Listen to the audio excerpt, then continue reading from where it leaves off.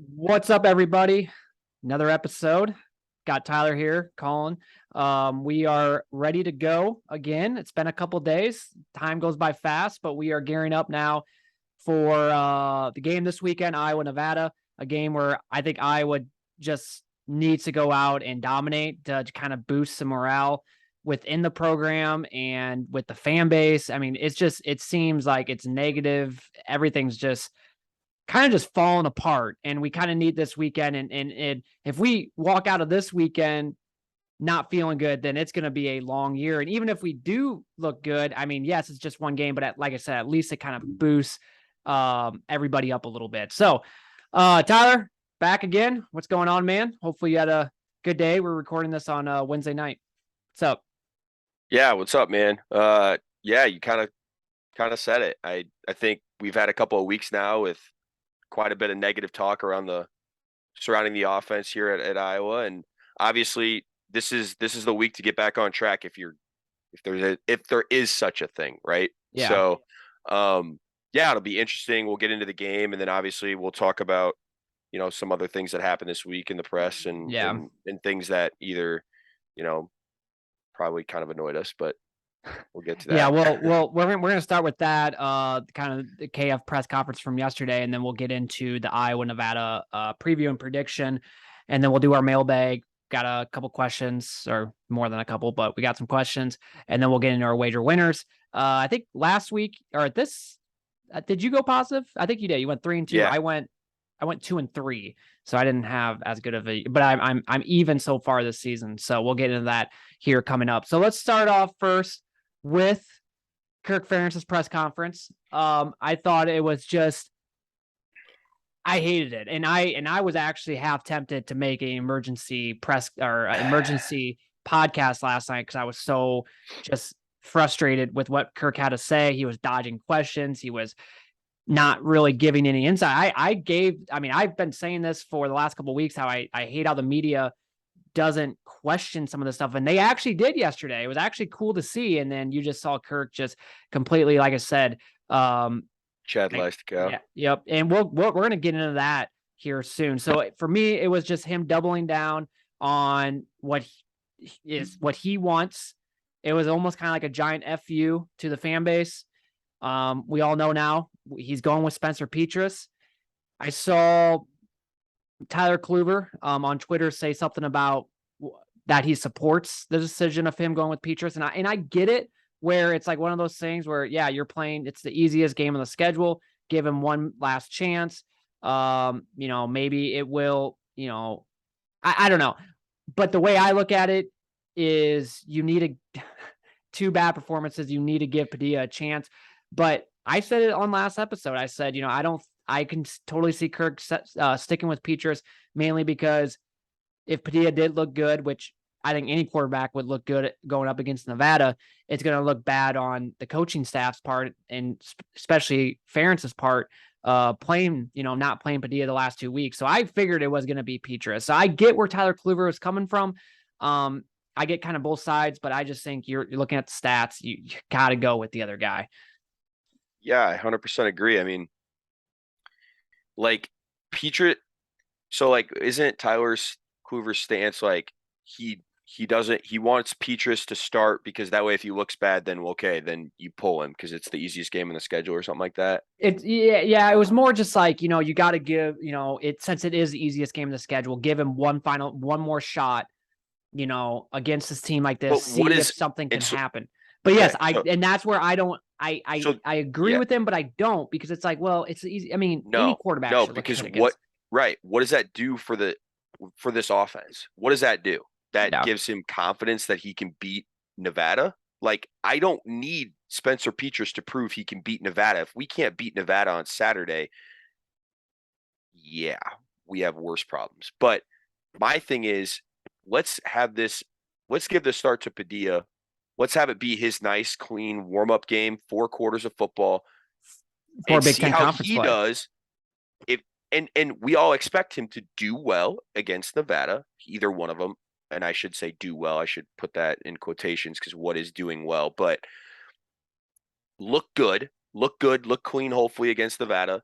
And then, that's a good warm-up game for conference play. That it's Rutgers, I believe. So I don't But know. see, Ferentz doesn't want that though, because if No, I Padilla know. looked good, then it's going to be the fan base, because he doesn't want to. That's I one know. thing with His pride is stubbornness. all-time high. And Yep. I told you this for how many weeks, like on this podcast, is the pride of the coaching staff is what really annoys me, because it's like, okay, then that's really not about the team. It's about your own pride and your own stubbornness, like you said. And it's like, I mean, I understand everyone has Spencer Petras' back in the locker room. What are they supposed to say though? Yeah, they're I gonna mean, they're come gonna on. say that. And we haven't had this type of fan reaction. I don't know I mean, have we ever? I don't know. I think But it's yeah, and I I get why he wants to do his own thing. I know that, because he's this old-minded coach that's like, I'm going to do what I do. It works. Listen, I don't need Spencer Petras to go out and throw for 300 yards against Nevada. I need him to go 300 yards against Rutgers. That's what I need. And I just don't know. I haven't seen it in 2 games so far this season, or in like the last 9 or in the games. last 10 games. Yeah, 1 touchdown, 9 picks. I think I think it just falls. Lately, I've been so hard on Brian, which is fair. I mean, fair criticism. He definitely should not be OC. But the more I think about it, and especially after watching the press conference yesterday, this is all on Kirk. Like, I think so someone asked him, I don't know who it was, but some reporter asked him if it's kind of unanimous call for him to be starting quarterback, Spencer Petras, and he said something along the lines of like, I'm not going to answer that question, or something like that. Right. So yes, all the coaches agreed, and he's like, I'm not going to answer that. And it's almost kind of like, I feel like it's literally like it's Kirk's call. And I was listening to another podcast with David Eichort and Sean Bach of whatever on 24/7, and they were talking about that today, where if you go back and listen to Brian Ferentz's press conference from last week, he was kind of saying, the protection was there. He was saying, I mean, you could almost tell what he was saying is like, Petras didn't play a good game, and we should give the chance to Padilla. And I almost kind of feel like, and David Eichort kind of agree or thought, I think maybe Brian Ferentz does want Padilla to start, but it's not his call. It's all Kirk Ferentz. And so I'm willing to bet that some of the coaching staff, I'm sure it's mixed, but I'm sure there is, especially Brian Ferentz. And Brian Ferentz, he's offensive coordinator. He should have the say. But I think it just comes down to, I think it's KF's call. And that's why I said this is all on KF. He's the one that is completely just burning this entire thing to the ground. It's not a good look. We're getting embarrassed by national media. Hell, they're making cameos of Fran McCaffrey and Bob Stoops. We're on every college football talk show. We're embarrassed for all the wrong right reasons. Now. Yep. And and I want to throw this in there really quick. And I know we've said this, but here's like the point that I think me and you try to make. It's like, we're not like super excited about the possibility of Alex Padilla starting. We just want to see change. Some change. Yep. Prove the theory wrong that Alex Padilla is worse than Spencer Petras. Yeah. Maybe he isn't as talented or whatever the reason is, but maybe that's what the offense needs, is just a different face out there. Just a different guy in the huddle, different guy calling the plays. Little spark. You never know what can happen. We saw, like we talked about the Northwestern game last podcast. It to me, it doesn't, it can't be worse, right? No. And so here's the thing. Like, I will take KF's word about the whole practicing and Petras looking way better than Padilla, which is fine. But once again, practice is way different than a game. Plus, like, you go back to like Kids Day, and I remember watching that Kids Day, or I rewatched most of the highlights. That was a practice, and Padilla looked fine. I mean, he didn't look bad. And I get that was a one time, but it's just like, there's no way Padilla looks that bad during practice. There's just no way. Well, that's the thing. What is the difference between Spencer and Padilla in practice? Yeah. It must be just night and day, and I don't get that either. I mean, what's going on? Is he throwing 5 picks a practice? I don't know. Yeah. Who knows? I mean, like, I don't get it. And when you can, obviously we don't get to see that, but I'm just saying. And like last year, the whole thing was like, because Spencer Petras is a game manager. Well, he's thrown 9 interceptions in the last 9 games. Like, how is that being a game manager? That's what I said. I mean, so that's not a game manager. It doesn't make much sense at all. So I'm going to play here because once again, credit goes to the media yesterday, Chad and Scott and David Eichort. They pressed Kirk Ferentz on this whole body of work thing of Petrus's body of work. And he really didn't say much. He was almost kind of rattled by the video. So I'm actually going to play it here for anyone that hasn't listened to it, or if you have listened to it, you're going to hear it again. Cause it is. Yeah. This is in reference to Kirk. Kirk keeps talking about Spencer's body of work. And and that's a reason or an explanation as to why he still started. Yeah. So I'm going to share it. Tyler, I don't know if you will be able to hear this or not. You might be able to. I don't know if we can talk during it. I just don't know how this works. We'll just let it play. Yeah, I'm gonna let it play here. So let's see here. Computer audio. Okay. Taking away the Northwestern game, which obviously Spencer couldn't go in. I mean, your point totals in his last 6 starts are 7, 7, 3, 17, 7, and 7. How does that body of work? Well, give it to me again. Taking away which? Northwestern, which he didn't. Right. Yeah. He played like a couple series. 7, 7, 3, 17, 7, 7. Those are your point totals. What was the bowl game score? It's 2017. So 17. That was the 17. That had 3 picks. So I'm just saying, what you say the body of work is there, but that's the body of work. Mm-hmm. 1 TD, 9 interceptions the last 10 games or whatever it is. And then there's Alex, 27 against Minnesota, 33 against Illinois. How does that? That's our assessment. Yeah, that's our assessment. And those are good points. But we're looking at the whole thing, and that's our assessment right now. So yeah, that's their assessment. That's his assessment right now. He didn't know what to say. No, he was rattled. And I love how during the middle of it, so he's like doing the scores, right? Like Chad's like, okay, 7, 7, 10, and then he just randomly, what was the bowl game score? Like that doesn't matter. I mean, like so it's almost we like lost. And it was like it was 17. Yeah. Wow. Yeah. That, or if he just wanted, because I know I do it sometimes where like it's like I don't really want to answer a question, so I kind of ask a question to kind of hope that it kind of maybe change the subject goes a different way. Right. So yeah, I was just like, oh my God, and you could just tell how pressed he was, and then pretty much his assessment it goes back to practice, right? Goes back to practice. Well, that whole question and segment right there, that scares me as an Iowa fan. Yep. I don't know about you. There was no explanation. It's like, what are we doing here, Tyler? And I agree. I'm glad someone in the media finally held somebody accountable, and they held Kirk accountable in the press conference, the weekly press conference, and he had no idea how to respond to that. And I think that's really telling, and that's really scary. He's I'm going to play the famous clip here. He's talking about practice. Ready? I mean, listen, we're talking about practice.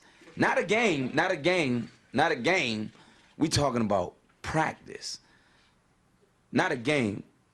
Not the game that I go out there and die for and play every game like it's my last. Not the game. We're talking about practice, man. I mean, how silly is that, man? We're talking about practice. I know I'm supposed to be there. I know I'm supposed to lead by example. Just too funny. Shout out AI. Yep, it's just too good. It's spot on. It is, yeah. It's like we keep bringing up this whole practice thing, and I get it. We're not there as fans to see it. I get there with this entire group every day. They should know more than us. I'm not saying that we know more than them. I'm not saying that, but what we as fans see is the game. And I get it. It's an entire thing, our offense, the reason why it's dead last in the country. It's more than just Petrus is bad, but it kind of starts there. When you're overthrowing guys, you're, missing easy targets. Like, I'm sorry, that's on the quarterback. I get it. Offensive line has not played well. Our receivers aren't there. Like, I get that. I get all that. But we've had times this year, both the South Dakota State and the Iowa State game, where we've had wide open guys that are open, and Petrus just simply misses. And that's what annoys me. That's what bothers me. I mean, I'm sure he's making those throws in practice, but once again, it's practice. We're talking about practice, right? I mean, yeah, when you don't have 70,000 fans, or you're not, you don't have to worry about getting hit because you're wearing the red jersey. Or, in some cases, there's probably some practices where you're not fully padded. Right. So you're only wearing, shorts and, and maybe, I don't know. It might. Yeah. I mean, you're probably just maybe the just shells or whatever. something light. Yeah. And that's the thing. Like we've seen too much evidence out on the field dating even back to last year, obviously, when our offense was bad, but not even this bad. And we were still having the same questions. And now that we physically cannot put the ball in the end zone or specifically throw the ball and get it in the end zone, it is now time to mix it up. And this week, I don't know, Collin, I don't know about you, but this whole like sound bites you get from Kirk, and I just feel like the fan support's it's dwindling. Yep. It really is. It really is. And then the whole Petrus thing, I don't have the clip of it, but he talks about business as usual. And that really annoyed me too. So that actually prompted me to make a slideshow that I'm going to show here for all the people out on YouTube that are listening to this on YouTube. It's just kind of a random thing, but if you're listening to this podcast, I would suggest listening on YouTube because it's we like to share the screen a lot. So, but if not, you can find us on other places, but here we go. So I'm going to share the screen here. And we are going to look at the thing I made of the Iowa's offense. So as you can see here, it's, burning up in flames. It's trash. Looks like a bit of a dumpster fire, if you will. I hate it. I'm hoping that, this weekend we can put some, water in there. Hopefully it's not just little drops where it's not going to do much. Hopefully, it's a big giant thing of water. And maybe we can kind of burn, let it kind of, we gotta put out a flame or two to start, right? Like we gotta start somewhere. All right. So Spencer Petras is sticking with this body of work. So let's look at some of the facts here because, that's what we do here on Hawk Talk on Melrose. So far this year, he's 23 for 51, 45%. What was the goal again for the season when, BF was trying to talk like 60%? I think it was trying to get to that 60% mark. Well, he's 15% off, which isn't very good. 201 total yards passing. That should be that's for most quarterbacks, that's like a half. Is that a half? Yeah. Or maybe 3/4. Right. 0 touchdowns. 2 interceptions. Body of work. Ready? Right? 10 offensive points scored in 8 quarters so far this year. That's offensive points. Obviously, we've scored 14 total this year, but 10 have been on the offense. 1 touchdown, right? Right. 3.4 QBR. I mean, that's a pretty good GPA, 3.4. I mean, I'll take that. But in terms of for quarterback rate, not very good. He's ranked 130th out of 131 players in college football. One touchdown. Is the other guy like got some serious like mental like I don't get it because I don't know how anyone's worse than that. I'll be honest, but or did he get hurt? I don't know. 1 touchdown, 9 interceptions in 9 games. And that's the body of work that Brian Ferentz is talking about. And business as usual. Now, I know Kirk Ferentz didn't say this business as usual, but Spencer did, and kind of with what Ferentz said yesterday during the presser, it was almost as if, once again, doubling down business as usual. Here are the facts about this on the offense. Total offense is last in the country, 131st. 150 yards per game, or 158 yards per game. Yeah. Colorado State's at 130th. Team that we beat last year, a team that, is in the Mountain West, not very good. 130th. So they're almost, like 70 yards more than us. So a huge jump from 131st to 130th. My God. Scoring offense. We are last again, 131st, 7 points per game. New Mexico State, who is terrible, at 130th, 8.3. This same team played Nevada week 1. Incarnate Word put up 55 points against Nevada. This team couldn't even get to I think they scored. Well, yeah, I mean, I think it was 8 points against Nevada. So this team is terrible. And then I don't even think they scored at all at Minnesota. Third down conversions. 124th at 25%. No wonder we have so many 3 and outs. Completion percentage, right? We want to get to 60%, but we are at 45%, which ranks 126 in the nation. First downs, we are dead last. We only have 21 first downs in once again in 8 quarters. That's 131st in the country. Passing offense, we are 127th. We are averaging a little over 100 yards per pass. Rushing offense, or passing yards per game. Rushing offense, 127th at a little over 57 rushing yards per game. And then red zone offense, 33%, 129th in the country. Once again, you take a look, it's like, yeah. So that is the slideshow that I made that I thought was just kind of spot on, because it kind of goes with, this whole body of work, this whole business as usual. Well, how can you say all that stuff when the facts are right there? It comes down to just being prideful, being stubborn. And I just think at the end of the day, you got to make the best football choice. You can't just try to double down and try to be right and try to piss off the fan base. You got to make the best football choice. Every other program, as of right now, would have made the switch. There's no denying that. Like, there's no other program that would not have made the switch. And then in terms of Brian Ferentz, like I said, it's all on Kirk. It's Kirk's offense. I get that. But once again, every other program would have fired BF by now. You just look at his body of work in the last 5 years, and then you take these last 2 games. I mean, hell, we just saw Scott Frost get fired, right? Like, Right. His body of work, and then the start of this year has been nothing but bad, right? Yep. 1-2. So with Brian, it's okay, 5 years of body of work, and then it's like, oh, now we're starting the 6th year, and it's absolutely terrible. So yeah. Collin, real quick here, I sent you this already, but I'm gonna pose it as more of a rhetorical question, so I want you to answer it literally, because I know you know the answer. So, Navy, the Navy football program, what kind of offense do they run? Triple option. Yeah, so they run That's for right, yeah. hundreds and hundreds of yards a game. Navy has more passing yards at 234 Yeah. than Iowa, 201 this season. Do you know how many completions Navy has? 8. Oh, That's a stat that I That is- shared with you, and I know you. I mean, it's That a is crazy unbelievable. stat that puts into perspective how bad we actually are throwing the football. Yeah. Terrible. Trash.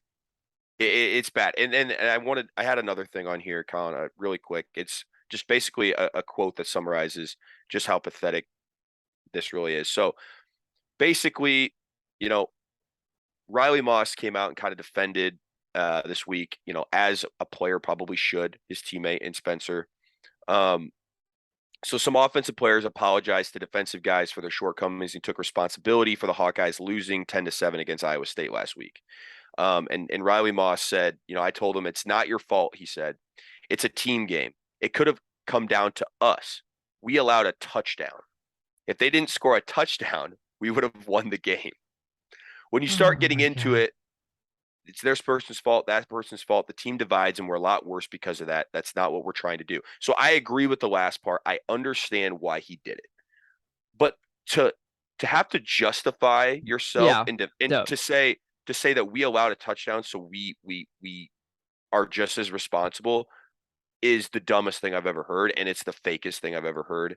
So I don't get it. I mean, everything we're talking about is super negative, and it seems to keep getting worse. Yeah, it keeps getting more embarrassing. It does. Like, that quote is embarrassing to me. Yeah. Like, your star corner on a defense that's a top, I don't know the numbers, probably top 5, top 10 defense right now after 2 weeks, is coming out saying that we gave up a touchdown and we are equally responsible. That's a guy that really has your back, Spencer. Yeah. And I don't know. Well, Tyler, maybe 3rd time's a charm. We go from week 1 to week 2, nothing happened. Maybe from week 2 to week 3, we see some changes, but I highly doubt it. This entire thing is just complete. Like I said, it's unbelievable. 3 weeks ago, right now, we had a feeling that there might have, the offense might be bad, but we never knew. We would never have guessed that this is where we'd be at, 2 weeks in. It's just unbelievable how bad. I mean, we thought last year was bad. We thought, right. We thought the last 5 years were bad. I would take the last 5 years offense, or even last year's offense any day over what's going on this year. Well, I mean, we are literally the worst offense. Yeah. Like, I can't believe that. And I totally get it. I get where the people that are defending, we don't have our top 2 receivers. And I do think once we get them back, it should look maybe a tad bit better, but it's way more than just that. It is way more than just not having your two best receivers out there. It is way more. I mean, yes, that is a factor. Don't get me wrong. That is a factor, but there's way more to this problem than that. One last thing I want to share before we get into the Nevada game is I'm going to share this clip as well. This is Chad actually asked this. Spencer Petras on Iowa not throwing the ball downfield much so far this season, which I think I don't even think we've thrown the ball down the field once. Talked about it last week. I think we didn't throw a pass over 15 yards. So here's on Sunday. Here's what Petras had to say about that. I'm going to share, or I'm going to once again share the screen here. Or share the sound. How about downfield throws? Is it just not time? We haven't been able to attempt many of those this year. Not time to throw. Yeah, I mean that's. I'll let the head coach answer that one. I think that there's opportunities for it. But yeah, it's a good question. I don't really have a good answer for it. Gotcha. I had no idea. I never heard that. Yep, literally no idea. What I want to say with that, notice how Petras referred to the head coach. Right, he was confused. Kirk, he kind of threw him under the bus. And I literally think it's come down to what Brian Ferentz is doing is what Kirk Ferentz tells him to do. Because if you go back and you look at all the offense, I told Dewey this the other day. Alex asked me, he was like, "What do you want to see change?" And I kind of said what I said on last podcast, where you need to bring in an outside OC, but you got to say Kirk Ferentz needs to go out and say they have full control. Because you go back in his 20 years of being at Iowa, we've had 3 different OCs and they've all been the same. And you can't tell me all 3 are the same. It's all been the same because it's all Kirk Ferentz's offense. Is what he wants to do. So I just think it's KF dictating everything. I don't think, the fact that Petras couldn't even answer that. Once again, we get so mad at Petras, but it's literally all on the coaching. It's a Dykeman on the coaching. It's, it's all that. And Which is weird because I would think coaching is a strong suit here at Iowa, or has been. Yeah, well, it has been besides the offense. Well, yeah. No, I know. I'm saying right, usually, we could speak highly of Kirk, and guys like that. Obviously, Brian's not, we don't speak highly of him very often, but no, you're right, dude. It's interesting. He goes and says the head coach, like you said, instead of Brian. Instead of Brian, yep. I think that's very telling. And in these close games, I feel like Kirk's like, oh, we got to be ultra conservative. Can't be risking throwing the ball. It's like, dude, isn't one of Spencer's best attributes his strong arm? Exactly. What are we doing?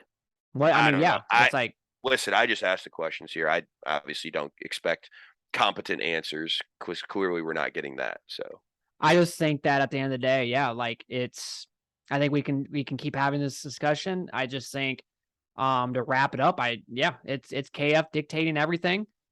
I think we can get mad at Petras. We can get mad at Brian. We can, want Petras off the field, but it's not his fault he's out there. I mean, yeah, he's he wants to be out there. Don't get me wrong. I've seen, some people say, he should just go to the coaching staff. It's like, he's not going to do that because, right. Like bench himself. Yeah. No, he's not going to do that. And so he's going to keep going out there until the coaching staff does. So don't get mad at him. Get mad at Kirk. I mean, and don't even really I'm to the point where it's like, I don't like Brian either, but it's like, this is all on Kirk. This entire thing just falls on Kirk. So if you're going to get mad at someone, get mad at KF. So, all right, let's get into the Iowa-Nevada game a little bit. We'll talk very briefly about this game. Nevada, they're 2-1 on the season. They lost last week to Incarnate Word, which is, I've never even heard. The only reason why I've heard of this team is because Iowa State was supposed to play them a couple years back, and then it got canceled or something like that. They lost Incarnate Word last week, 55-41. They gave up 616 yards and 8.9 yards per play to this team. So, I mean, safe to say Nevada's defense is terrible, and safe to say this is why this is the easiest schedule or game on the schedule.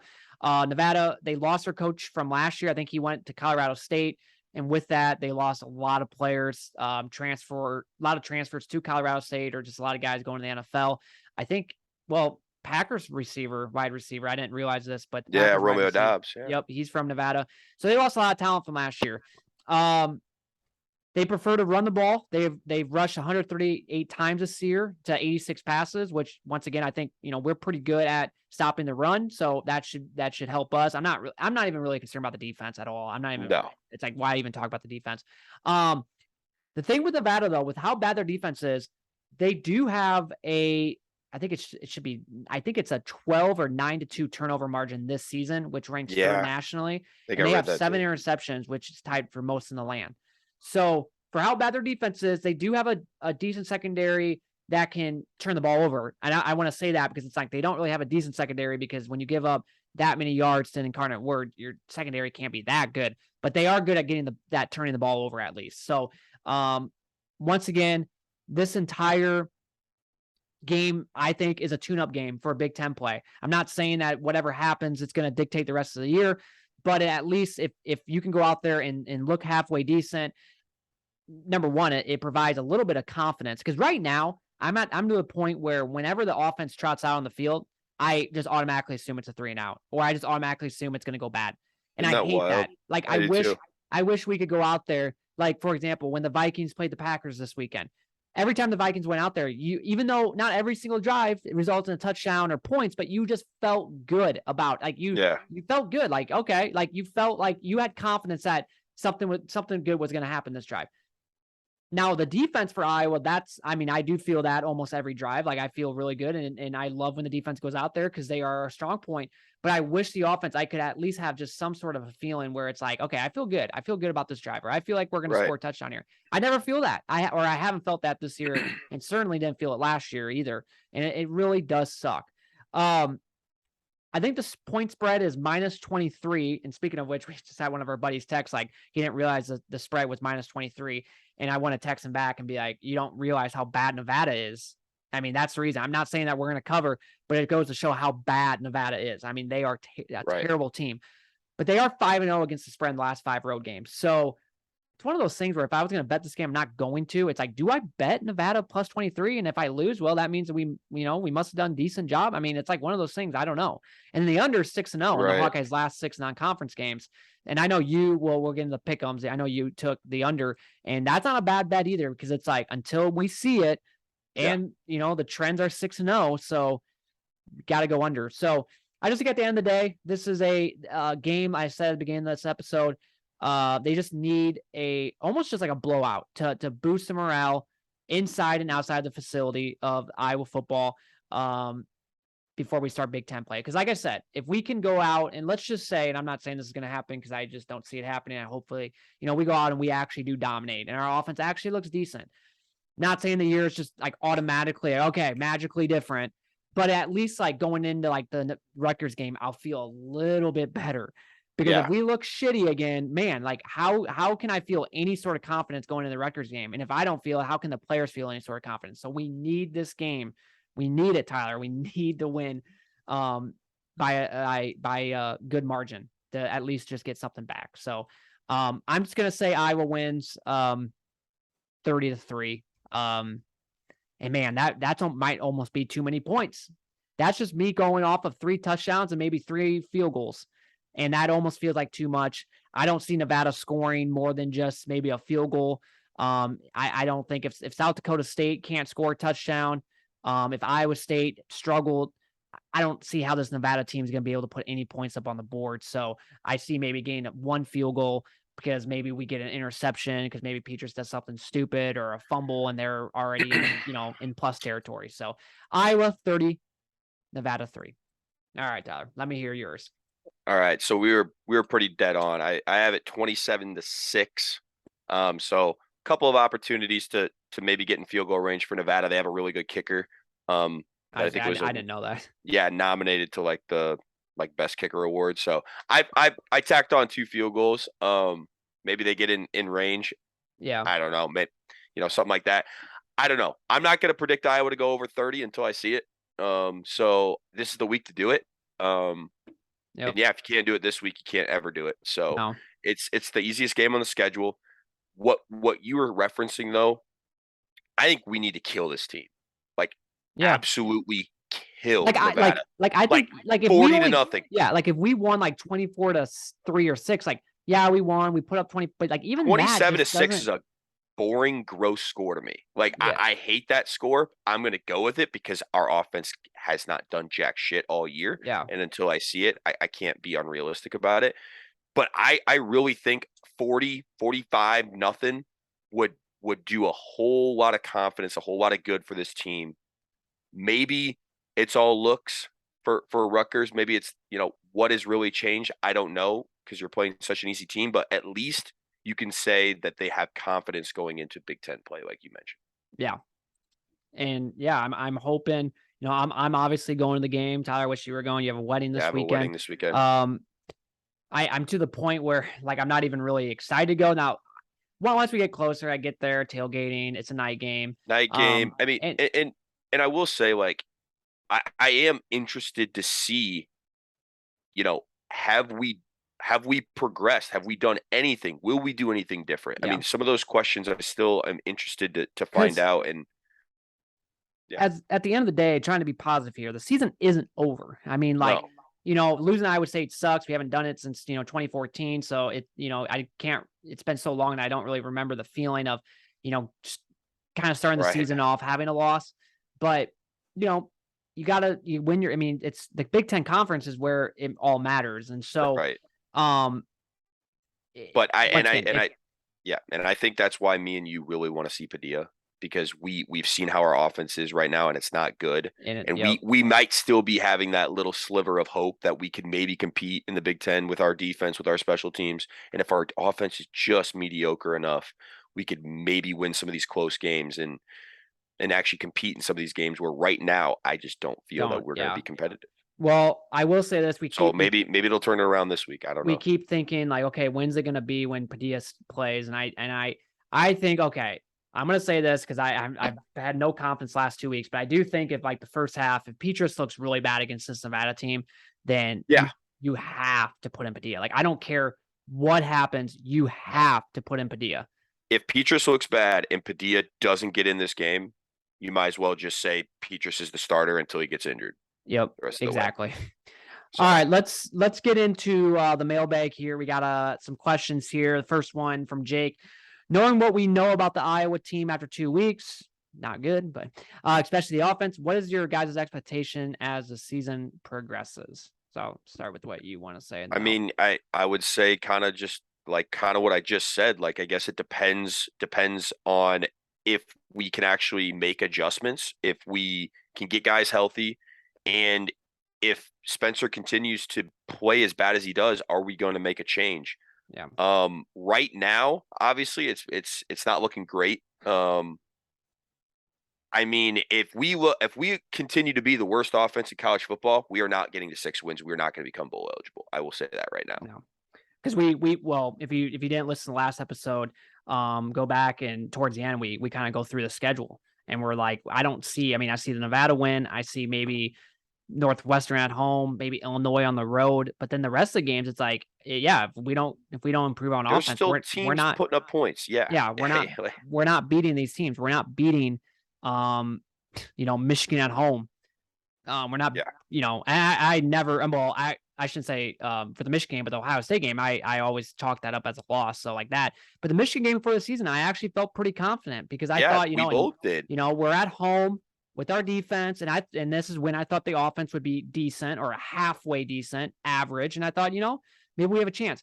And I was talking to Brad today, and he brought up, we talked about the Michigan game, and I was surprised. He's like, oh, you don't think we can upset Michigan? I'm like, no, because because he's like, with our defense, I'm like, no, because what's going to happen is Michigan's gonna, that they're gonna get like a couple like big plays, and the next thing it's 14-0, and it's like the second quarter, and the fans are done for because they know that we're not gonna be able to come back. So like the atmosphere's dead, and by then it's just and then next thing we get in the second half and they just put up some more points, and the next thing they win 40-3 or 7, kind of like the Big Ten championship game. Because I think if they get up by 2 touchdowns or even, maybe a touchdown and a field goal, the energy is gonna just be gone out of Kinnick. Right. So if you would tell me our offense can get up to scoring 17 to 20 points, I would actually feel pretty dang good. about that game. As Yeah, sad as that, as because sad of as our that defense and sounds. special teams. Right. And the possibility of that game being a night game. Right. Mike, do you see a change on the offensive coaching staff anytime during the season? I don't during the season. And I really, as of right now, I have no faith that Kirk Ferentz really cares what anyone else thinks besides, what he sees. And so I could see it being all the same come next year, even though I just think you gotta do something different. But So I don't know. 100% agree with your take. To answer the question, I'm gonna kind of just change it up a bit, just to ask you, because I'm curious. Do you think there should be a change of roles or anything like that on the offensive coaching staff during the season? Like, what would that look like, maybe? Well, it's Or kind of I- like or- it's kind of like with the whole thing with Nebraska, right? Like you get to the point where you're just like, okay, enough's enough. Yeah. We like with Nebraska, they could have kept Frost a couple more weeks and Yeah, wait to the till buyout, October. or they could have waited Yep. till the end of the season. But what Trell Alberts, he kind of wanted to go in there and say, no, enough's enough. Yeah. We're not going to settle to be mediocre. We're not going to settle for these close losses. And we're just gonna do it now. And so and this is why it will never happen, because it's his son. That's the key. Yep. Is, Yeah. Kirk should. I mean, it should be one of those things where, Right. or Gary Barta, right? But see, you got Gary Barta. Well, I guess with Brian, that's who he reports to. He doesn't report to Kirk. So I saw someone on Twitter saying, why isn't Brian, since Brian is technically, or since Gary Barta is technically Brian's, boss, why is he not answering some of these questions about, BF and why, That's a fair question. So it just, the whole thing, it's just, Kirk has had so much success, and I'm not taking that away. I think I saw a tweet, in the last 5 years, we're top 10 in most wins in college football, and we're second in the Big Ten.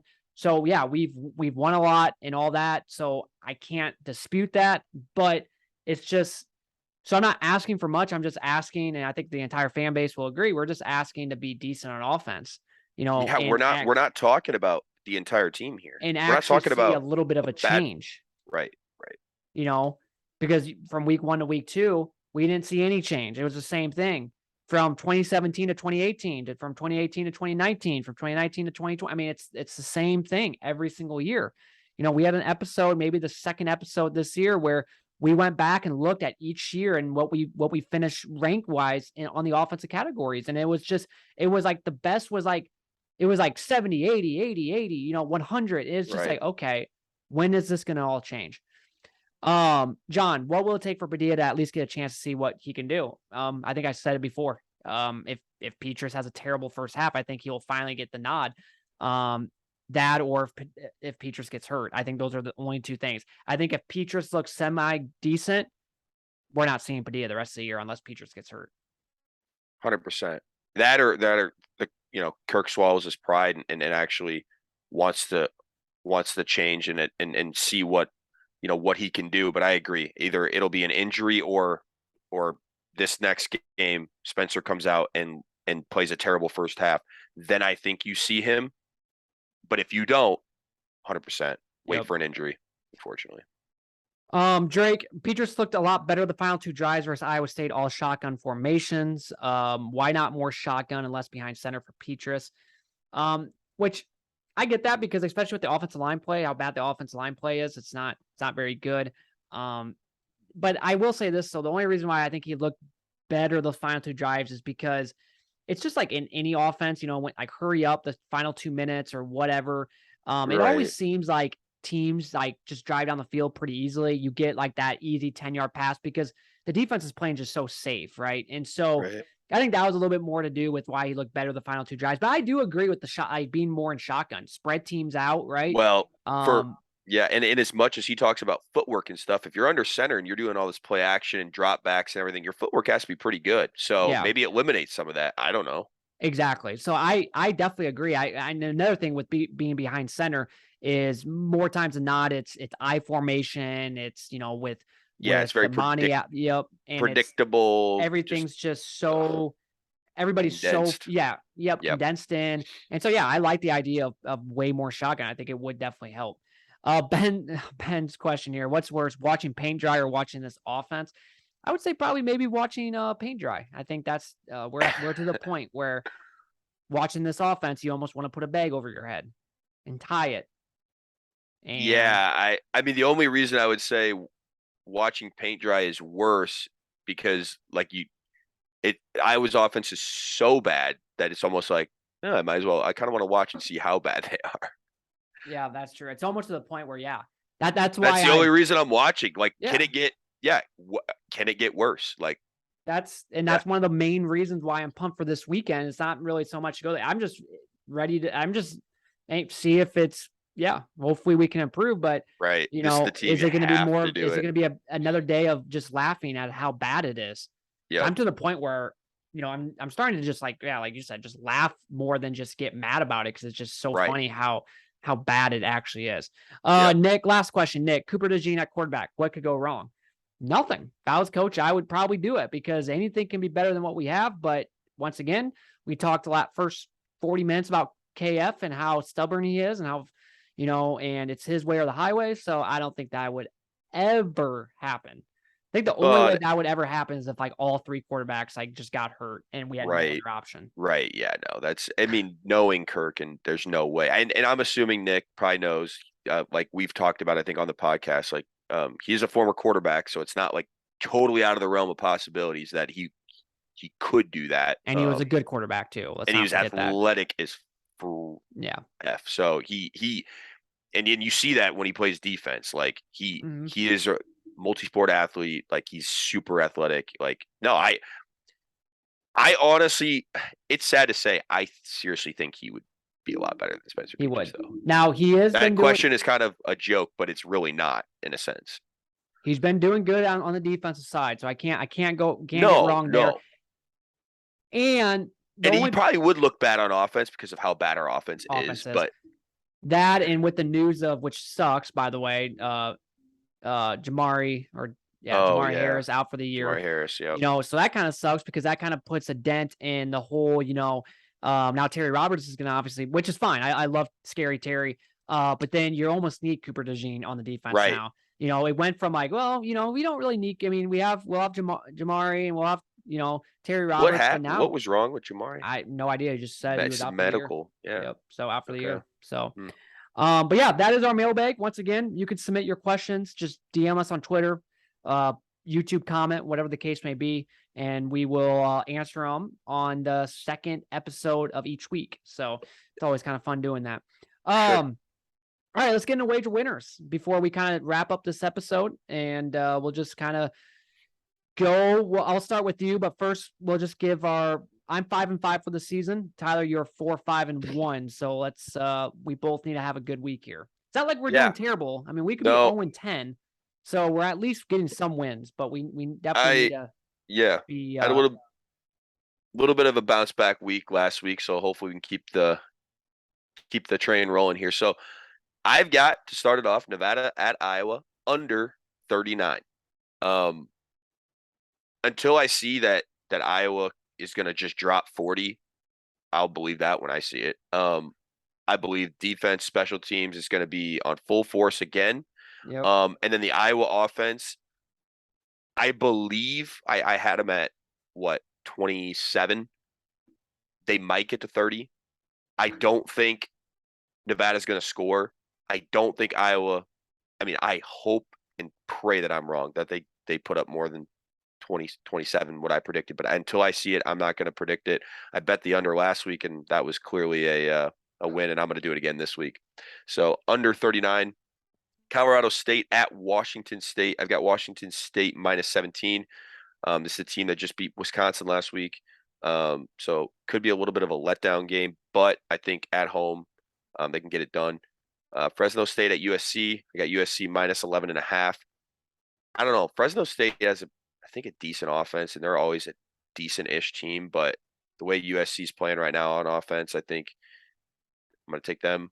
Miami at Texas A&M. I've got Miami +5.5. A&M just lost last week to App State. Now they could come out really pissed off. totally motivated to dominate in this game. But Miami's actually a really good team too. I think they're ranked like 13th or something. So I like them to cover that spread on the road. I don't know if they'll win, but I like them to cover. Liberty at Wake Forest, riding with Wake Forest again. I think I've bet them, 3 straight weeks now. So minus 16.5 at home over Liberty. Isn't Liberty decent though? Or they were good Yeah. last year, weren't they? Yeah, well, they had Quarterback. Malik Willis, Yep. who got drafted. I don't know. I know they have a good offense. I think Wake Forest, they're, like I said last week, they had that Hartman guy come back at quarterback after that medical issue, and they put up a shit ton of points last week, and I'm gonna have them cover at home again. All right. So for me, I'm going to start with Oklahoma at Nebraska. I'm taking Nebraska plus 11.5. I think Mickey Joseph, I think it's going to energize the players. I think it was to the point where it almost felt like Scott Frost was almost just like a cancer to this team. And I just think Mickey Joseph, I mean, hell, hey, he's the one that coached our boy Justin Jefferson and Chase, and he's a really good coach. He recruits well. And he had a press conference yesterday that I thought was, very striking, and he's ready to win. And I just think, like I said, I just think the players will be motivated, and I don't think they might beat Oklahoma, but I got to take the points here. They're at home. It's big noon kickoff. They played well against Oklahoma last year, and this Nebraska team's better. I mean, they have a better roster this year, and Oklahoma's roster isn't as good as last year, and yet they almost won on the road. So I got to take the points. Purdue at Syracuse. Syracuse is actually not a bad team this year. They're 2-0, and they've looked decent, but I got to go with Purdue.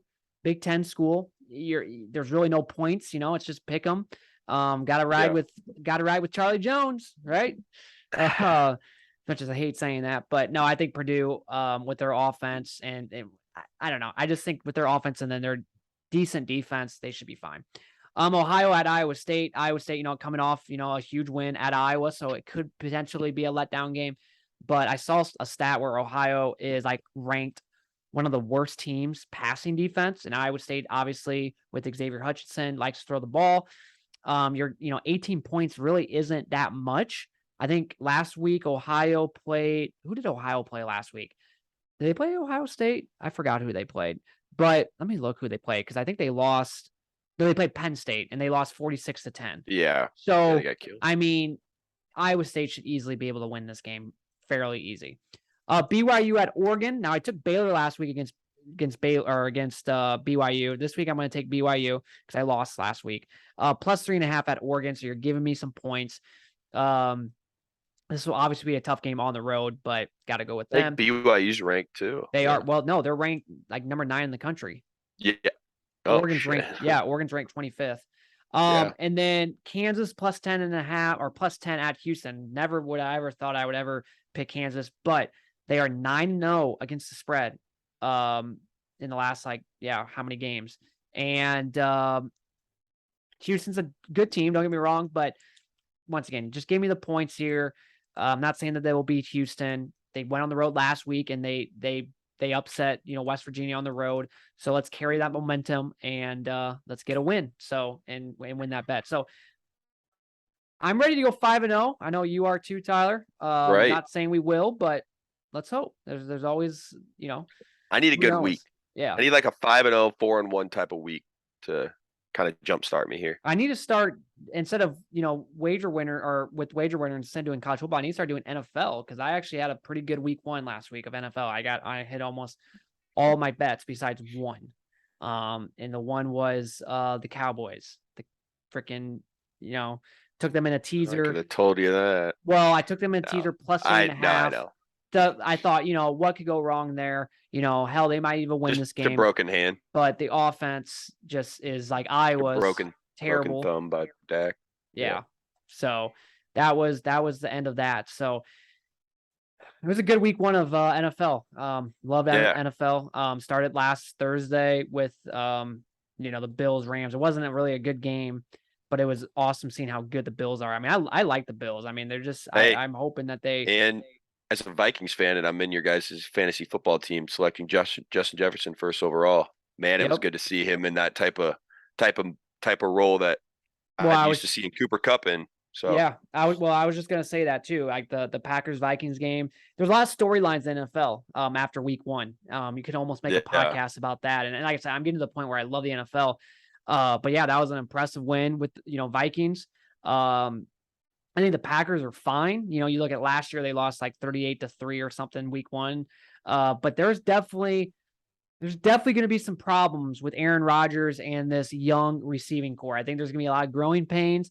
And I just think, and I said this from day one when they lost Devontae Adams, it's like you can't replace someone that good. And it's just, I just don't see it. They'll make the playoffs. I mean, don't get me wrong, they'll make the playoffs. Right. I mean, they could win the NFC North, but they're not a Super Bowl team. And then seeing, what are some other teams like 49ers losing? That was kind of surprising. The Chiefs just dominated. I think they're safe to say they're not gonna. I mean, they're gonna miss.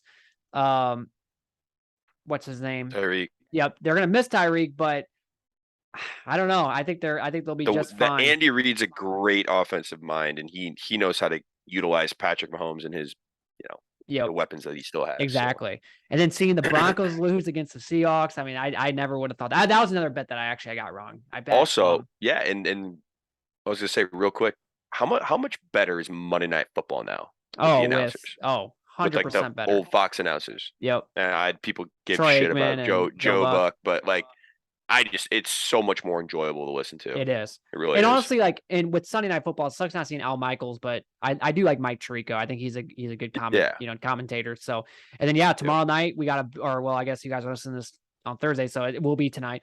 But Thursday Night Football, it's the premiere of Al Michaels and Kirk Herbstreit. Another really good game. Chargers at Chiefs. You can't go wrong there. So, yeah. What's that on? Amazon Prime. That's what I thought. Yep, Amazon Prime Video. So you gotta have Amazon Prime, people out there, which I'm sure almost everyone has. It's just something that is kind of, I don't know. I've always had Amazon Prime, so you have to stream it. That'll be my first, really officially first ever game that I've always had cable and stuff like that. So streaming a game is gonna be kind of weird. But I'm excited for that game. So, all right, well, that will do it for this episode. We'll be back again. Hopefully going over a impressive win, right? Yeah, like I'm tired. Just give me a one. Can the run game get going? Can Spencer look okay? Yep. Can I just talk about something freaking positive on this podcast I'm getting about tired the of, offense? I'm getting tired of being negative every single week. I mean, we started this episode or this podcast up back in July, and it was positive after positive after positive going all the way up until the first, and I loved it. I hate being negative all the time, and then we see what we see the product on the field. We see people are spending money. People are going. It's expensive going to Iowa. Time and money. Yep. By the time you pay for your ticket, pay for parking, you pay for gas, you pay for food, all that, and you watch that on the field. It's no wonder people are getting pissed. So, all right, man. Well, that will do it for this episode. Once again, support us by, leaving a review, telling your friends, sharing it, whatever the case may be. Like I said, my favorite thing is YouTube now. So if there's a way to listen to it, go to YouTube, but you don't have to. You can always listen to it on iHeart, Apple Podcasts, Google Podcasts, and Castbox, and you name it, we are on it. So, all right, Tyler, have a good night, and we'll talk later. Go Hawks. All right, go Hawks.